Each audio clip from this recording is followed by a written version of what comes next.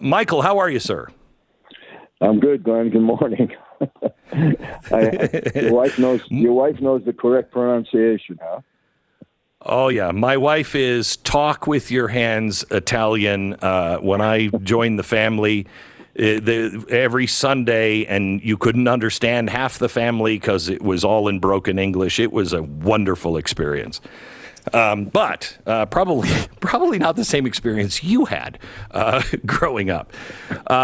Michael, first of all, tell me about your change in life, because you were a bad dude.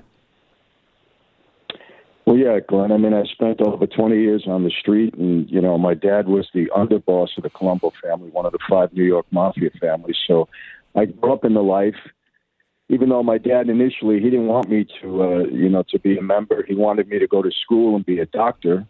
And I was on that road until he drew a 50-year prison sentence for a federal conviction that he had, and went off to prison in 1970. That's when things kind of changed for me. And, long story short, to try to help him get out of jail, my dad proposed me for membership in the life, and I became a made member. That's the term, in 1975, and started on that, that road. But, long story short, I mean, I became a major target of law enforcement. I had, 7 indictments. I went to trial 5 different times. So I had a bullseye on my back from day one because my dad was that high-profile figure. But, it all happened for me when I met a young girl who was, a young Christian girl. She's now my wife of 38 years.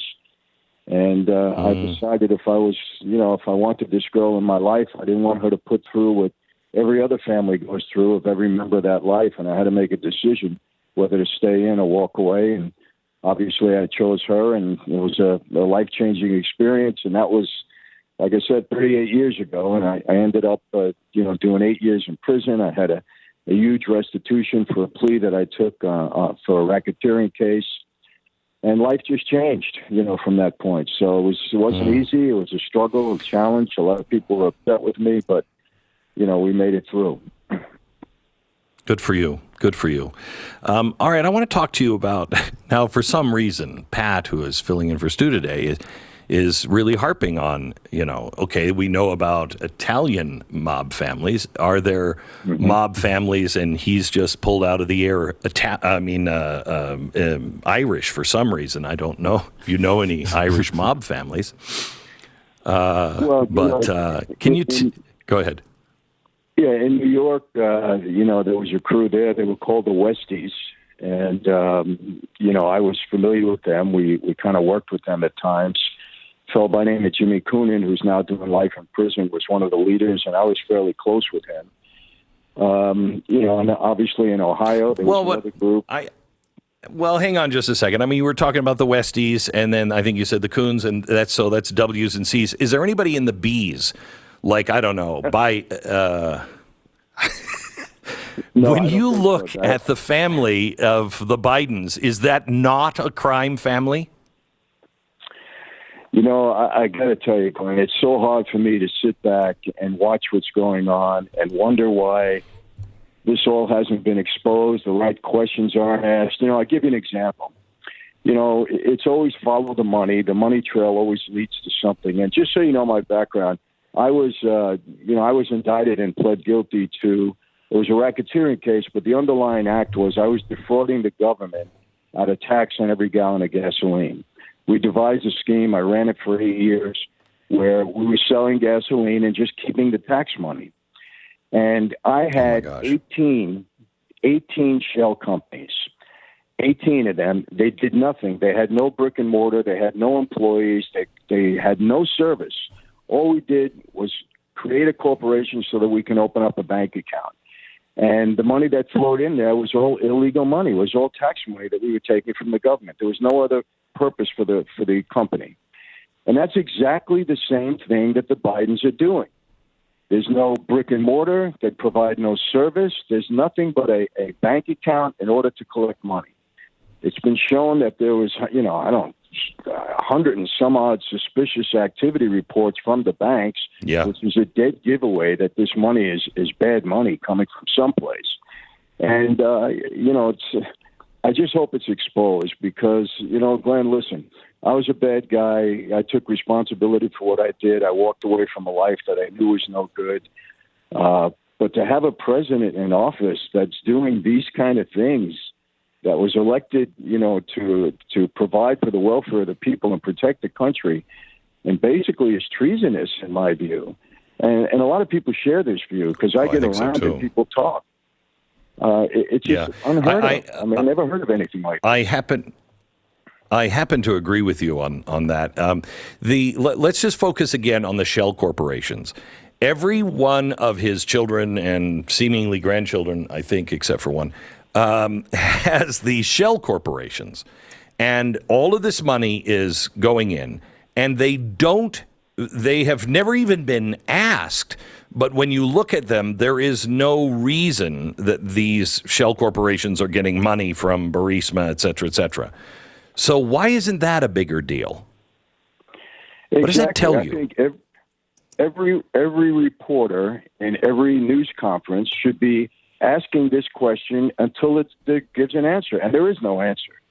That's why it cannot be answered. There is no answer because it's an obvious situation for me. And, this whole idea that, he's not collecting money directly. Well, so what? I didn't collect money directly either. But eventually it came to me. It's beyond my understanding why these questions are not being asked to him every single day. This is absolutely a crime. I mean, there's no question. When you have the RICO statute, as I understand it, it is even for the thinking of the crime, is it not? I mean, you don't actually have to, if you're selling the illusion, that's enough for the RICO statute to kick in, is it not? Absolutely. When you have a conspiracy, you can sit down and talk about, committing the crime, and the illusion would be something like that. You don't have to commit the crime. You just have to be talking about it. You just have to be using that or letting people think that you're going to provide that service, even if you don't. So if people are thinking that Biden is going to somehow, use the power of his office, but never does, but you're leading people to believe that, that's a crime. 100% under the statute. And listen, I've had 3 RICO statutes and defended 2 of them in court. I understand it extremely well. So there's no question.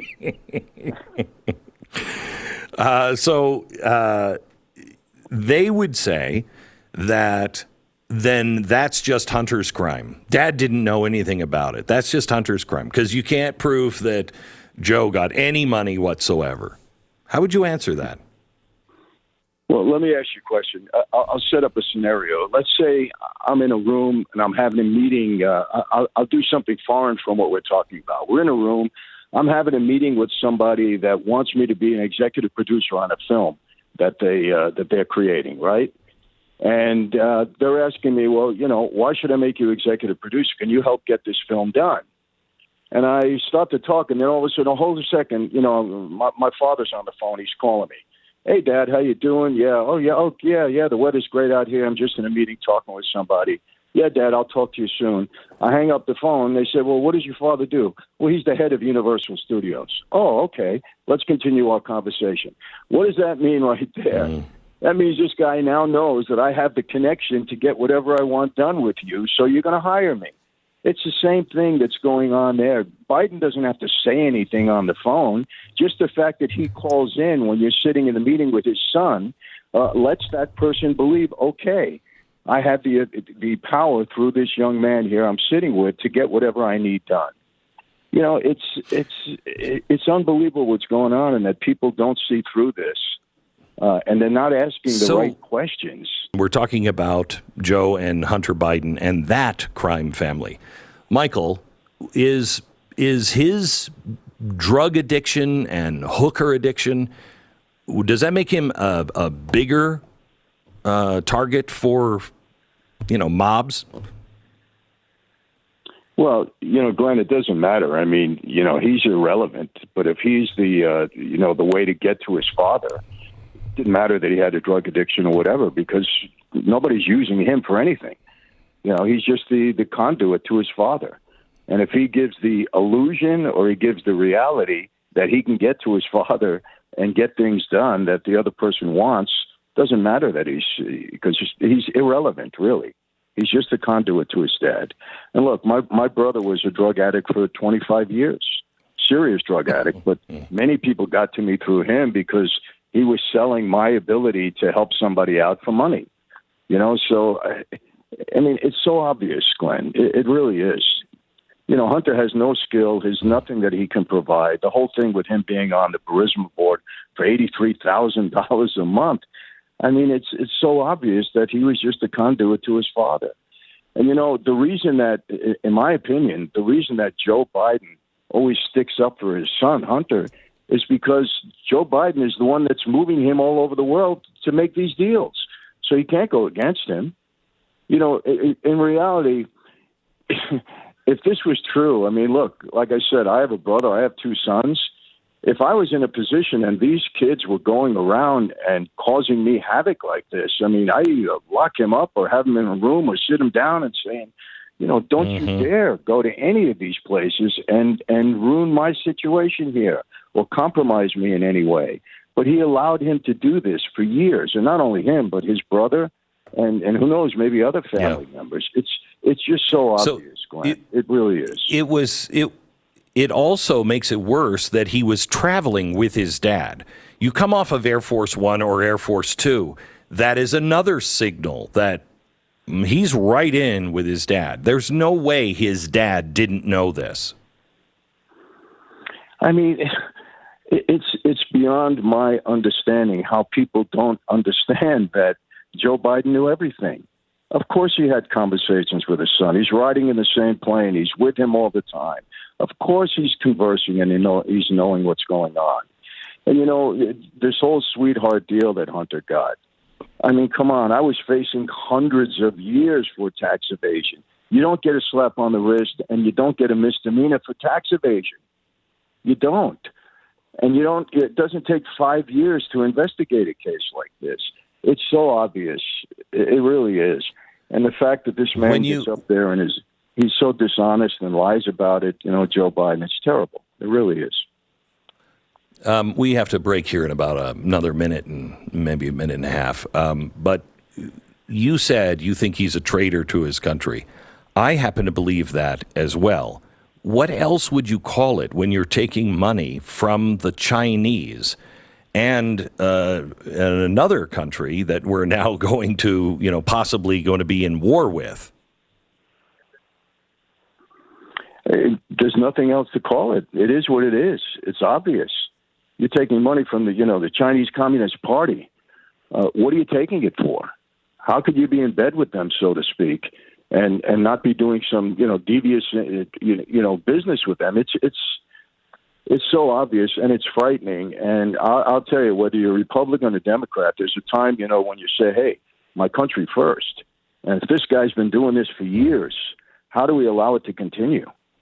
And look, I was a Trump supporter, I'll be honest with you, but if Donald Trump was doing this, I'd say the same thing. It's country first. I would too. And you're hearing, I would too. Glenn, I was on the street for 20 years. I was not an angel, but I still love my country. I have 7 kids. I have 6 grandkids. I worry about what's going on here in the future for them. And I just don't understand why people are not getting together and saying this man is not, he shouldn't be in office, period. That's it.